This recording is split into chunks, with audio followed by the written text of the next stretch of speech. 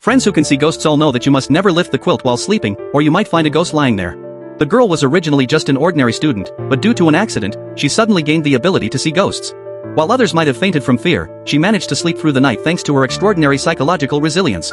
On this particular day after school, as the drizzle fell on the streets, the girl was waiting for the bus to take her home. Her friends sent her a message, asking if she had been caught in the rain. After all, it had been a clear sky just moments ago, and the sudden downpour was indeed eerie. The girl replied that she was fine and even sent a selfie. But the next second, the image on her phone made her panic. She took a few steps back and dropped her phone. Looking at the deserted street, she had an ominous feeling. However, not one to be easily deterred, she picked up her phone again and saw that it might have just been a hallucination. The screen only showed the greeting from her friend. Just as she let her guard down and looked up, a malevolent spirit stood in front of her, seemingly asking if she could see it. Despite her seemingly calm demeanor, the girl's hand behind her back was already clutching the hem of her skirt. She had a younger brother who loved watching horror shows. Although she wasn't interested in such paranormal programs, she had heard that the best thing to do in such situations was to pretend not to see anything.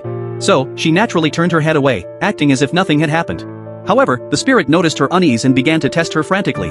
Unable to do anything else, the girl pretended to look at her phone, suppressing her inner fear, until the spirit finally left, allowing her to cry in relief. Back at home, the girl, now calmed down, thought this might be an isolated incident and that she would be safe inside. But the handprint on the mirror caught her attention.